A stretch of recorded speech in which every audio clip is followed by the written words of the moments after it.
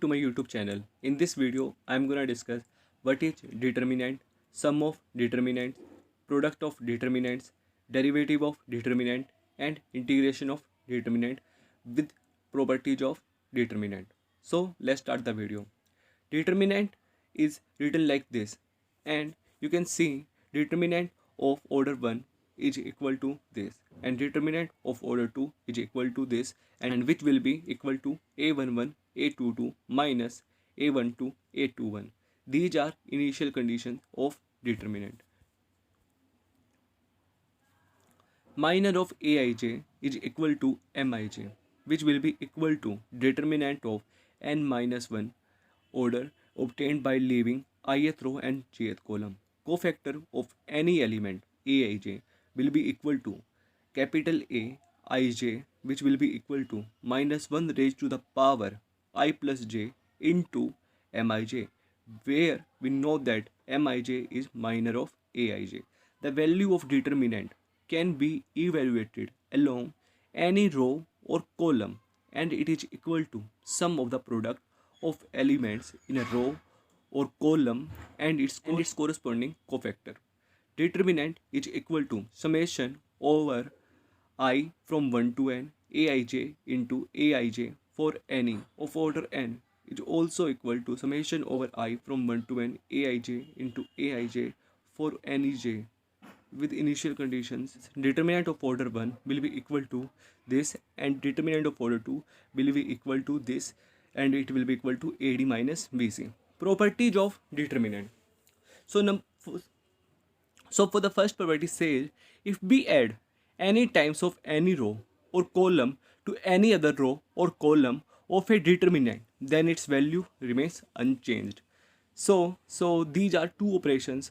First operation is applied on ith row, which is, so we have added kth times of jth row to ith row in this, where I is not equal to j. Similarly, you can see for ith column we have added kth time of jth column to ith column. Second property says, if any two rows or columns of a determinant are equal, then its value is 0. If any two rows columns of a determinant is interchanged, then its value is multiplied by minus 1. If a determinant is in triangular form, upper or lower, then its value is product of its diagonal entries, that is equal to this thing. Okay.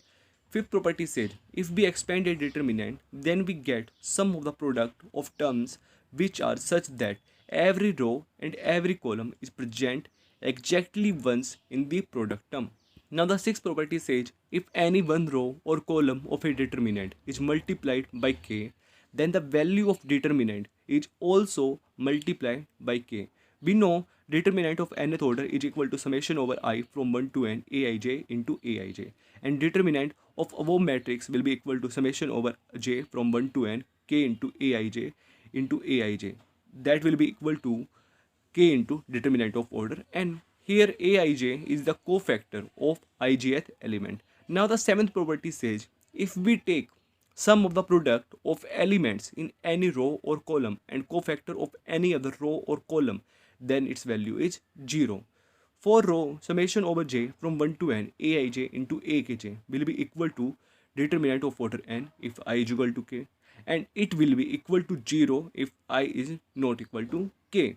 So for column, summation over I from 1 to n aij into aik will be equal to determinant of order n if j is equal to k, and it will be equal to 0 if j is not equal to k. You can see I have written determinant of order 3. Because of minus 1 raised to the power I plus j, we have denoted signs here for getting the determinant, plus minus plus minus plus minus plus minus plus. Okay, now the determinant will be equal to this thing, and it will be equal to a11 into this minor minus a12 into this minor plus a13 into this minor, multiplied by negative sign because of interchange, and it will be equal to minus of this thing, and it will be equal to 0. Now the proof says, if we want to find sum of the product of ith row of determinant of order n and cofactor of jth row of determinant of order n, then its value is equal to plus minus determinant, where determinant is obtained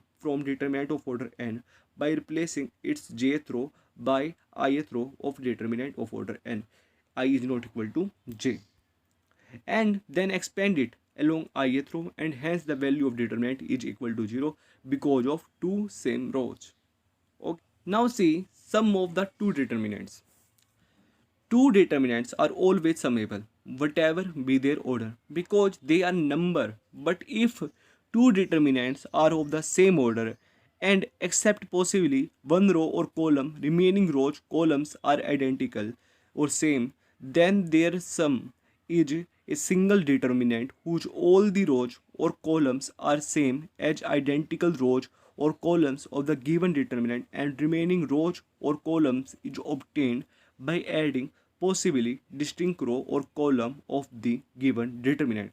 For better understanding, see this example. You can see we have two determinants, and you can clearly see that the second column and the third column are identical. So the determinant will be equal to this. Now see this question, if some determinant is like this, where r is some variable, then the summation over I from 1 to then summation over r from 0 to n determinant will be equal to, now you can see we have to now you can see it will be equal to this thing, and it will be equal to, and it will be further equal to this determinant. Now product of two determinant is equal to this. You can see we have two determinants. First determinant is of order 2 cross 2, and the second determinant is of order 3 cross 3. First determinant value is minus 2 and second determinant value is 6. So it will be equal to minus 12. And you can see in the second example we have two determinants of order 2 cross 2, and it will be equal to this thing. So the proof says it will be equal to AD minus BC into EH minus GF, which will be further equal to AE plus BG into CF plus CH minus AF plus BH into C plus DG. Multiplication of two determinants always exists, whatever be their order. But if they are of the same order, then we can do row by column multiplication like matrices, or row by row multiplication, or row by column, or column by column multiplication. Now we are gonna see what is derivative of a determinant. See, we have some determinant of order 3 cross 3 in which x is some variable, and from f1 to f9 we have functions of x. Then derivative of the determinant will be equal to the sum of three determinants. First determinant is this, and the second and the third. Okay, now you can easily see this question. We have some determinant of order 3 cross 3 of variable x. Then find the value of x for which this determinant will be positive and x is a real number. Now derivative of this determinant will be equal to this, and it will be further equal to this, and it will be equal to minus 3 e raised to the power x minus 4 e raised to the power minus x in the end. And this is always less than 0. So we can say, so for no value of x belongs to R, this can be positive, because e raised to the power x and e raised to the power minus x is always equal to some positive value. Now we are going to discuss integration of determinant. If except possibly one row or column, remaining rows or column are constants, then integration of the determinant is obtained by integrating the terms of row column which contains possible variable terms and retaining the remaining row and column. Okay, you can see we have some determinant of order 3 cross 3 in which we have three functions of x, f1, f2, f3. Then the integration of this determinant from a to b will be equal to this determinant of order 3 cross 3. Now see this question, if we have some determinant of order 2 cross 2 in which we have two functions of x which are cos x and e raised to the power x, then integration of this determinant from 0 to 1 will be equal to this determinant of order 2 cross 2, which will be further equal to this determinant, and which will be equal to 2 sine 1 minus e plus 1. Thanks for watching my video. If you like my work, then do subscribe my channel and like my video.